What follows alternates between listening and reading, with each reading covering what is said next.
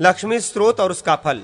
पुष्कर कहते हैं, परशुराम जी, पूर्व काल में इंद्र ने राज्य लक्ष्मी की स्थिरता के लिए जिस प्रकार भगवती लक्ष्मी की स्तुति की थी, उसी प्रकार राजा भी अपनी विजय के लिए उनका स्तवन करे। इंद्र बोले, जो संपूर्ण लोकों की जननी है, समुद्र से जिनका आविर्भाव हुआ है, जिनके नेत्र खिले हुए कमल के समान शोभायमान है, तथा जो भगवान विष्णु के वक्षा स्थल में विराजमान है, उन लक्ष्मी देवी को मैं प्रणाम करता हूँ। जगत को पवित्र करने वाली देवी तुम सिद्धि हो। तुम ही स्वधा, स्वहा, सुधा, संध्या, रात्रि, प्रभा, भूति, मेघा, श्रद्धा और सरस्वती हो।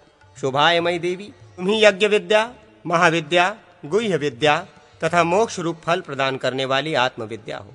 आन्वीक्षिकी, दर्शन शास्त्र, त्रयी, ऋक्, साम, यजु, वार्ता, जीविका प्रधान कृषि, गोरक्षा और वाणिज्य कर्म तथा दंड नीति भी तुम ही हो। देवी तुम स्वयं सौम्य स्वरूप वाली सुंदरी हो, अतः तुमसे व्याप्त होने के कारण इस जगत का रूप भी सौम्य मनोहर दिखाई देता है। भगवती, तुम्हारे सिवा दूसरी कौन स्त्री है जो कामोद की गदा धारण करने वाली देवाधिदेव भगवान विष्णु के अखिल यज्ञमय विग्रह को, जिसका योगी लोग चिंतन करते हैं, अपना निवास स्थान बना सके। देवी, तुम्हारे त्याग देने से समस्त त्रिलोकी नष्ट प्राय हो गई थी, किंतु इस समय पुनः तुम्हारा ही सहारा पाकर ये समृद्ध पूर्ण दिखाई देती है। महाभागे, तुम्हारी कृपा दृष्टि से ही मनुष्यों को सदा स्त्री, पुत्र, गृह मित्र और धन धान्य आदि की प्राप्ति होती है। देवी, जिन पुरुषों पर आपकी दया दृष्टि पड़ जाती है, उन्हें शरीर की निरोगता, ऐश्वर्य, शत्रु पक्ष की हानि और सब प्रकार के सुख कुछ भी दुर्लभ नहीं है। मात, तुम संपूर्ण भूतों की जननी और देवाधिदेव विष्णु सबके पिता है। तुमने और भगवान विष्णु ने इस चराचर जगत को व्याप्त कर रखा है।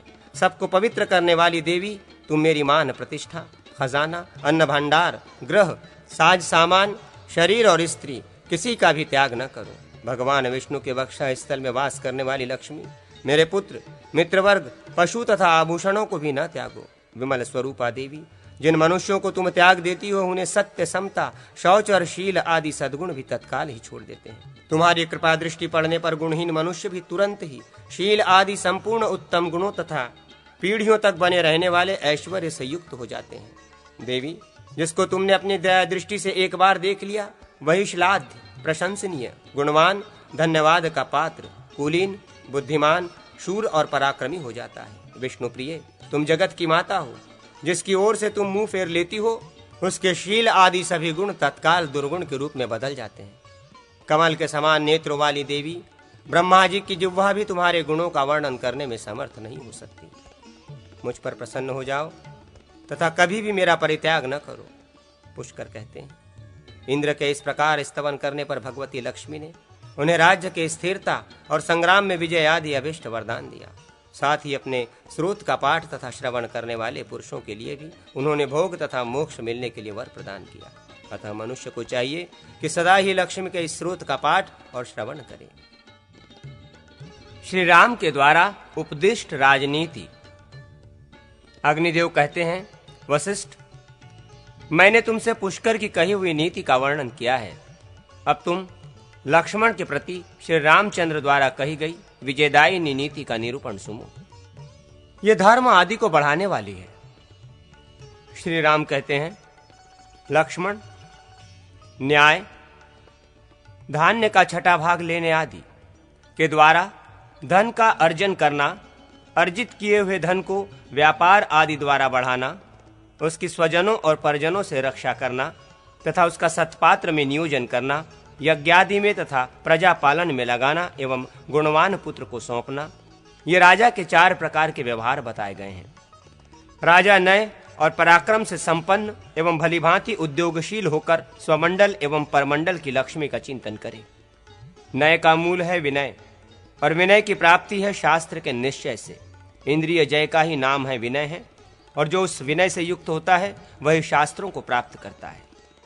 जो शास्त्र में निष्ठा रखता है उसी के हृदय में शास्त्र के अर्थ तत्व स्पष्टतया प्रकाशित होते हैं।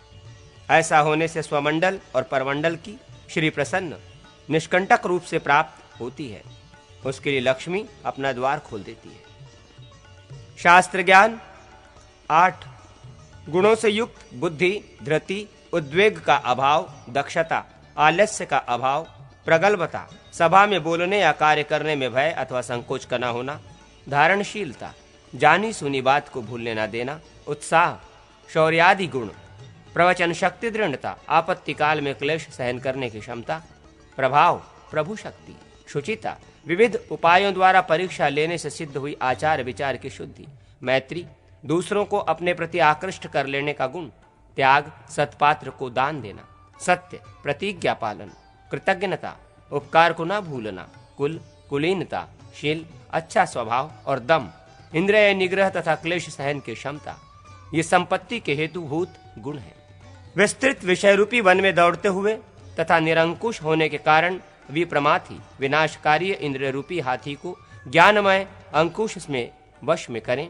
काम, क्रोध, लोभ, हर्ष, मान और मद, ये षड्वर्ग कहे गए हैं। राजा इनका सर्वथा त्याग कर दें। इन सब का त्याग हो जाने पर वो सुखी होता है।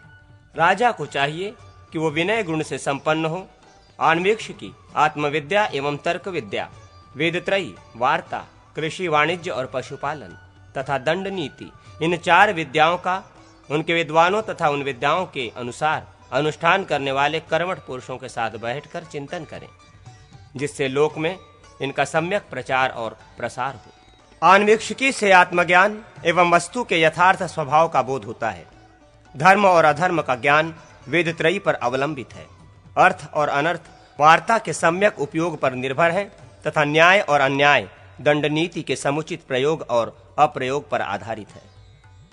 किसी भी प्राणी की हिंसा न करना, कष्ट न पहुंचाना, मधुर वचन बोलना, सत्य भाषण करना, बाहर और भीतर से पवित्र रहना एवं शौचाचार का पालन करना, दीनों के प्रति दया भाव रखना तथा क्षमा, निंदा आदि को सह लेना, ये 4 वर्णों तथा आश्रमों के सामान्य धर्म कहे गए हैं।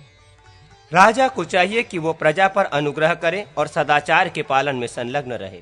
मधुर वाणी, दीनों पर दया, देश काल की अपेक्षा से सत्पात्र को दान, दीनों और शरणागतों की रक्षा तथा सत्पुरुषों का संग, ये सत्पुरुषों के आचार हैं। ये आचार प्रजा संग्रह का उपाय है, जो लोक में प्रशंसित होने के कारण श्रेष्ठ हैं तथा भविष्य में भी अभ्युदय रूप फल देने वाला होने के कारण हितकारक है। यह शरीर मानसिक चिंताओं तथा रोगों से घिरा हुआ है। आज या कल इसका विनाश निश्चित है। ऐसी दशा में इसके लिए कौन राजा धर्म के विपरीत आचरण करेगा? राजा को चाहिए कि वो अपने लिए सुख की इच्छा रखकर दीन दुखी लोगों को पीड़ा न दे, क्योंकि सताया जाने वाला दीन दुखी मनुष्य दुख जनित क्रोध के द्वारा अत्याचारी राजा का विनाश कर डालता है। अपने पूजनीय पुरुष को जिस तरह सादर हाथ जोड़ा जाता है, कल्याणकामी राजा दुष्ट जन को उससे भी अधिक आदर देते हुए हाथ जोड़े। तात्पर्य यह है कि दुष्ट को सामनीति से ही वश में किया जा सकता है। साधु सुहृदों तथा दुष्ट शत्रुओं के प्रति भी सदा प्रिय वचन ही बोलना चाहिए। प्रियवादी देवता कहे गए हैं और कटुवादी पशु। बाहर और भीतर शुद्ध रहकर राजा आस्तिकता, ईश्वर तथा परलोक पर विश्वास द्वारा अंतःकरण को पवित्र बनाएं और सदा देवताओं का पूजन करें। गुरुजनों का देवताओं के समान ही सम्मान करें तथा सुहृदों को अपने तुल्य मानकर उनका भली भांति सत्कार करें। वो अपने ऐश्वर्य की रक्षा एवं वृद्धि के लिए गुरुजनों को प्रतिदिन प्रणाम द्वारा अनुकूल बनाएं। अनुचान, सांगवेद के अद्वैता की चेष्टाओं द्वारा विद्यावृद्ध सत्पुरुषों का सामुख्य प्राप्त करें। सुकृत कर्म, यज्ञादि पुण्य कर्म तथा गंध पुष्पादि समर्पण द्वारा देवताओं को अपने अनुकूल करें। सद्भाव, विश्वास द्वारा मित्र का हृदय जीते। संभ्रम, विशेष आदर से बांधवों, पिता और माता के कुलों के बड़े बूढ़ों को अनुकूल बनाएं। स्त्री को प्रेम से तथा भृत्यवर्ग को दान से वश में करें। इनके अतिरिक्त जो बाहरी लोग हैं, उनके प्रति अनुकूलता दिखाकर उनका हृदय जीतें।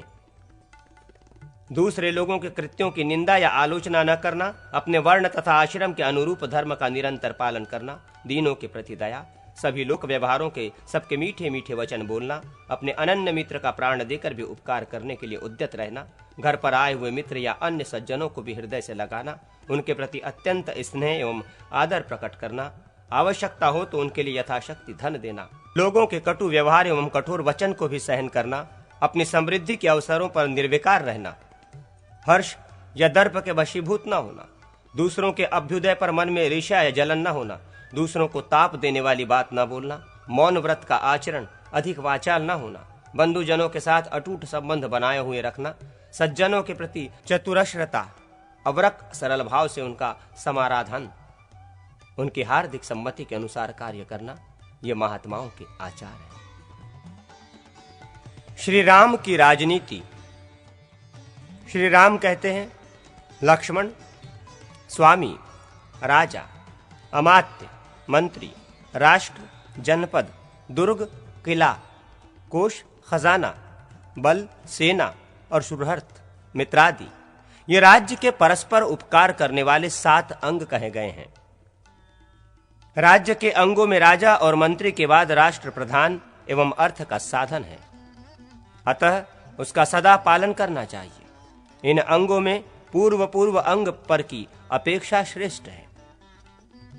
कुलीनता, सत्व, व्यसन और अभ्युदय में भी निर्विकार रहना, युवावस्था, शील, अच्छा स्वभाव, दाक्षिण्य, सबके अनुकूल रहना या उदारता, शीघ्रकारिता, दीर्घसूत्रता का अभाव, अभिसंवादिता, वाक्छल का आश्रय लेकर परस्पर विरोधी बातें न करना, सत्य, मिथ्या भाषण न करना, वृद्ध सेवा, विद्या वृद्धों की सेवा में रहना और उनकी बातों को मानना, कृतज्ञता, किसी के उपकार को न भुलाकर प्रत्युपकार के लिए उद्यत रहना, दैव संपन्नता, प्रबल पुरुषार्थ से दैव को भी अनुकूल बना लेना, बुद्धि, सुश्रुषा आदि 8 गुणों से युक्त प्रज्ञा, अशूद्र परिवारता, दुष्ट परिजनों से युक्त न होना, शक्य सामंतता, आसपास के मांडलिक राजाओं को वश में किए रहना, दृढ़ भक्तिता, सुदृढ़ अनुराग, दीर्घदर्शिता, दीर्घकाल में घटित होने वाली बातों का अनुमान कर लेना,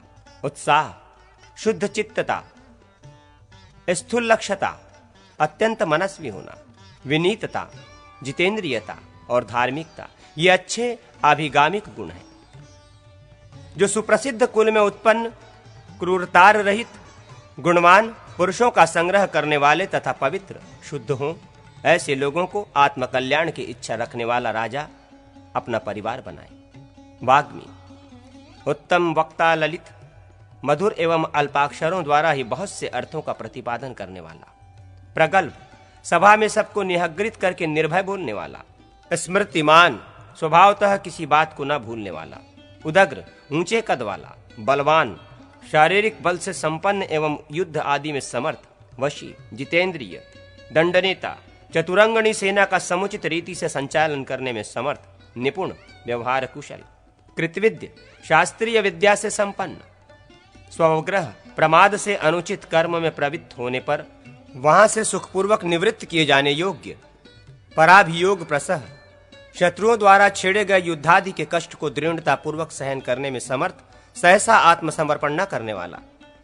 सर्वदृष्ट प्रतिक्रिय, सब प्रकार के संकटों के निवारण के अमोघ उपाय को तत्काल जान लेने वाला। परिच्छिद्रान्नवेशी, गुप्तचर आदि के द्वारा शत्रुओं के छिद्रों के अन्वेषण में प्रयत्नशील।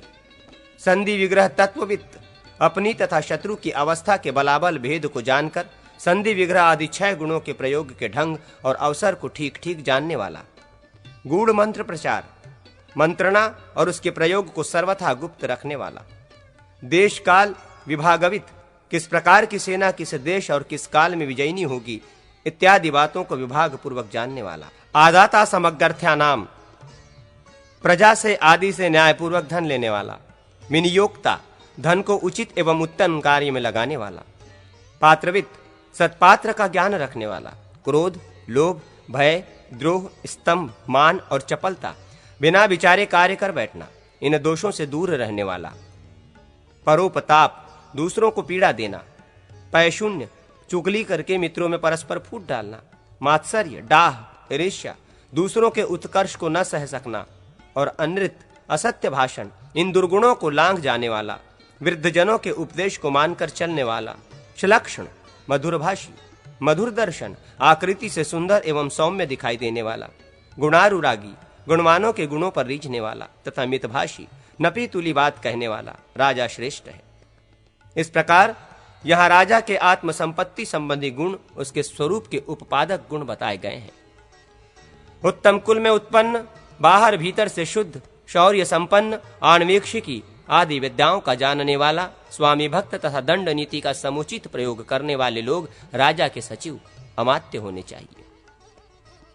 जिसे अन्याय से हटाना कठिन न हो, जिसका जन्म उसी जनपद में हुआ हो, जो कुलीन ब्राह्मण आदि, सुशील, शारीरिक बल से संपन्न, उत्तम वक्ता, सभा में निर्भीक होकर बोलने वाला, शास्त्र रूपी नेत्र से युक्त, उत्साहवान, उत्साह संबंधी त्रिविध गुण, शौर्य, अमरस एवं दक्षता से संपन्न, प्रतिपत्तिमान, प्रतिभाशाली, भय आदि के अवसरों पर उनका तत्काल प्रतिकार करने वाला, स्तब्धता, मान और चपलता से रहित, मैत्र, मित्रों के अर्जन एवं संग्रह में कुशल, शील, उष्ण आदि क्लेशों को सहन करने में समर्थ, शुचि, उपदा द्वारा परीक्षा से प्रमाणित हुई शुद्धि से संपन्न, सत्य, झूठ न बोलना, सत्व, व्यसन और अभ्युदय में भी निर्विकार रहना, धैर्य, स्थिरता, प्रभाव तथा आरोग्य आदि गुणों से संपन्न, कृतशिल्प, संपूर्ण कलाओं के अभ्यास से संपन्न, दक्ष, शीघ्रता पूर्वक कार्य संपादन में कुशल, प्रज्ञावान, बुद्धिमान, धारान्वित, अविस्मरणशील, दृढ़ भक्ति,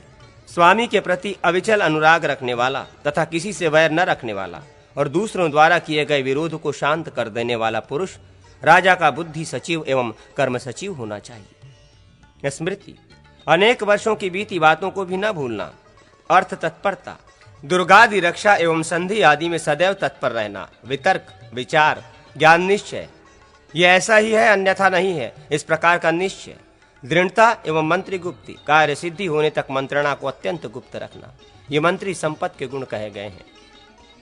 पुरोहित को तीनों वेदों ऋग्वेद, यजुर्वेद और सामवेद तथा दंड नीति के ज्ञान में भी कुशल होना चाहिए। वो सदा अर्थात वेदोक्त विधि से राजा के लिए शांति कर्म एवं पुष्टि कर्म का संपादन करे। बुद्धिमान राजा तदत्त विद्या के विद्वानों द्वारा उन अमात्यों के शास्त्र ज्ञान तथा शिल्प कर्म, इन दो गुणों की परीक्षा करें।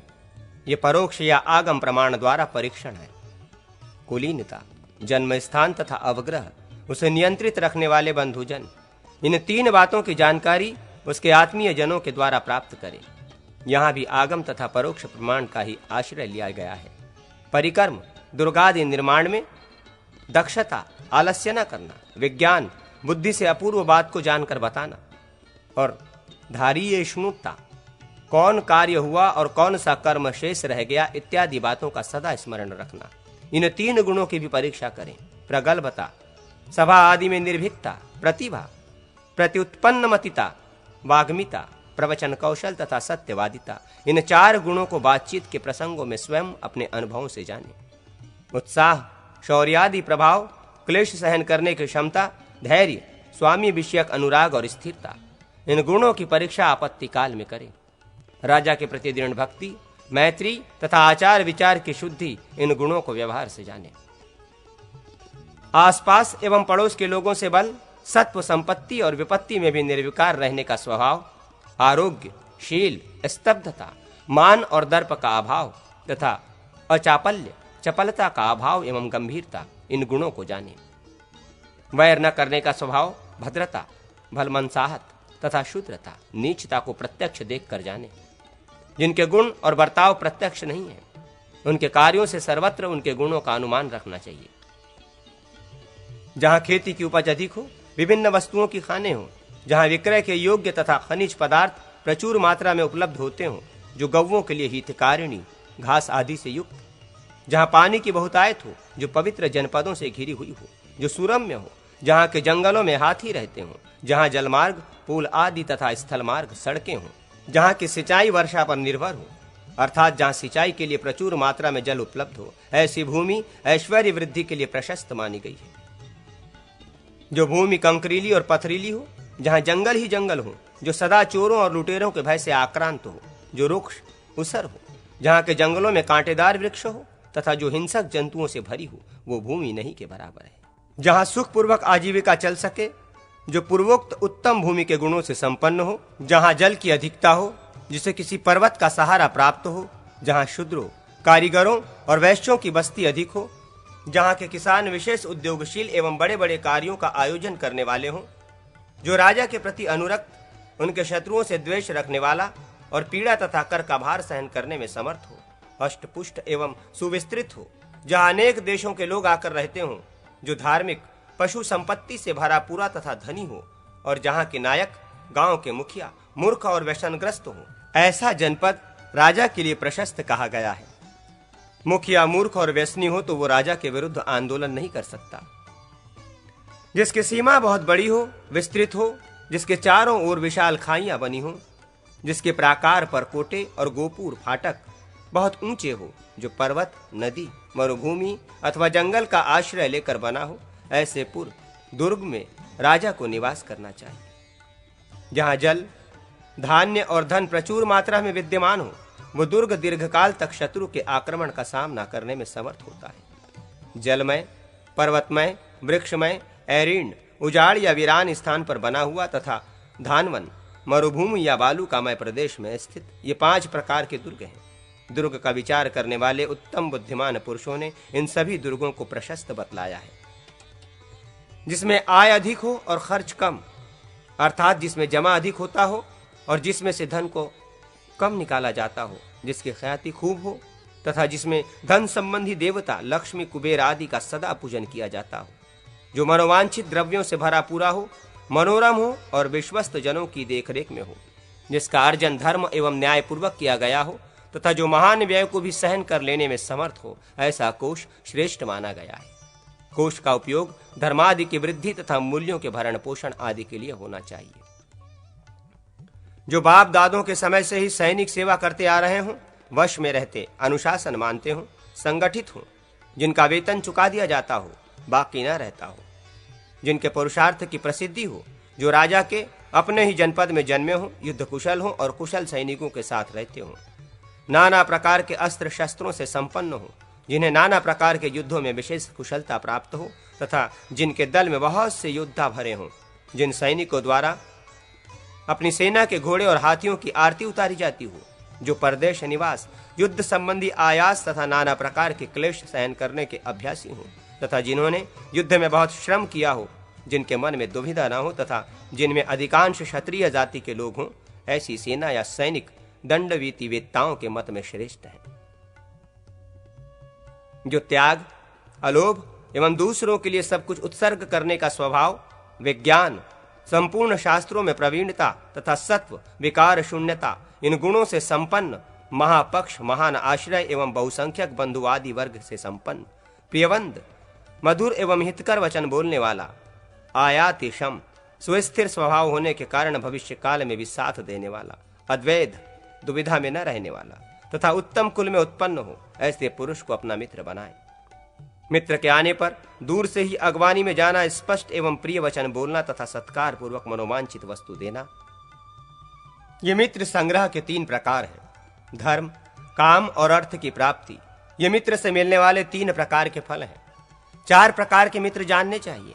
औरस, माता पिता के संबंध से युक्त, मित्रता के संबंध से बंधा हुआ, कुल क्रमागत तथा संकट से बचाया हुआ, सत्यता, झूठ न बोलना, अनुराग और दुख सुख में समान रूप से भाग लेना, ये मित्र के गुण हैं।